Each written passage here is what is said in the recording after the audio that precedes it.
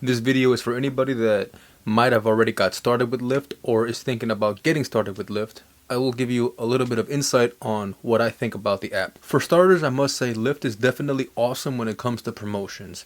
They're an app that will flood you with promotions when you first get started, just so you can get out on the road and so they can see you getting immediate progress. I did notice though that after the first week of doing all the promotions that they were giving to me, they started getting less and less as time went on. It's like they threw the promotions in there so I can be thrown on the road, so to speak. And it was cool at first. I kind of got used to having promotions all the time. And then as weeks went on, they started giving me no promotions. So I thought maybe if I just not work that whole week and work on another app, they will possibly put more promotions on there, which they did. But it wasn't like how it was in the first week. Maybe they noticed I was kind of manipulating the app a little bit. It wasn't the best method to go about it. So I just started working without promotions.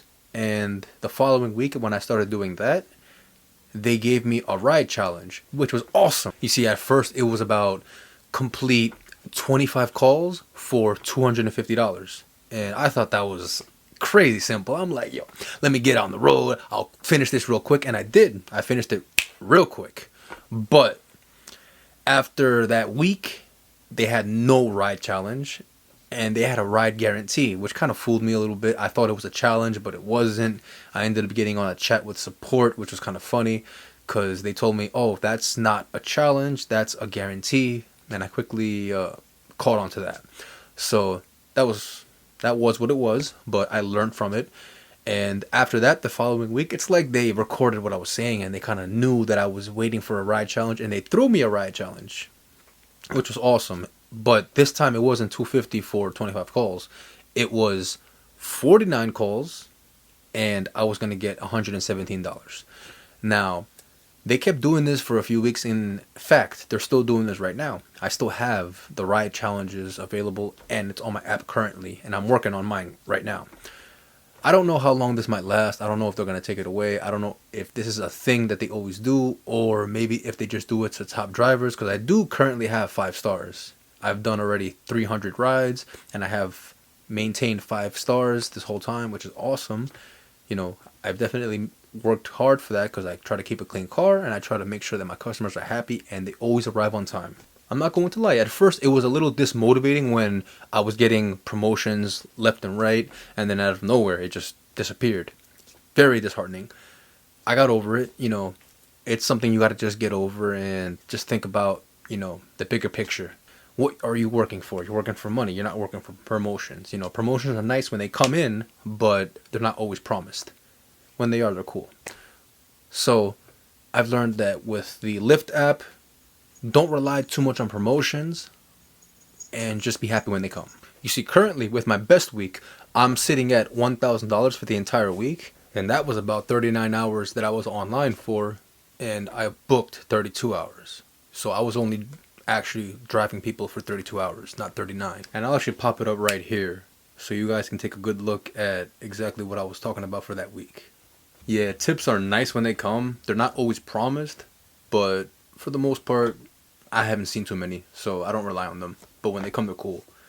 And the ride challenges, they're kind of crazy because, see, I live on the island, right? Long Island. And we live next to the city in New York. So if you're given a ride challenge where you got to complete 3 calls, and let's say you do 1, and then the second one you have to go to the airport, JFK, LaGuardia, or maybe even the city, right?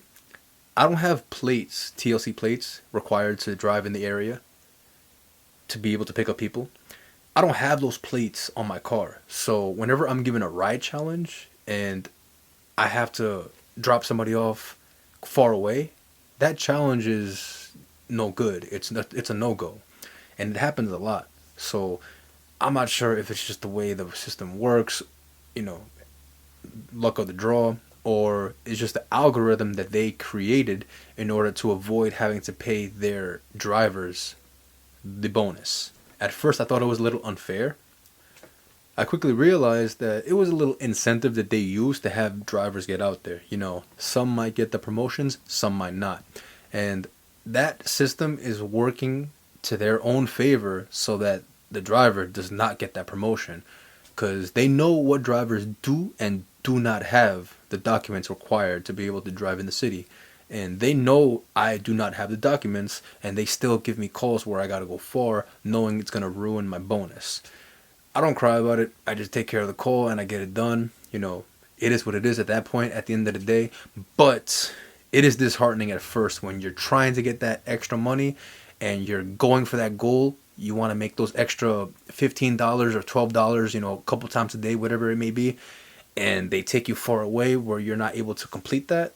It's very disheartening. But over time, I realized long distance calls is the way to go. Yeah, that's a couple tips that I wanted to give on becoming a Lyft driver.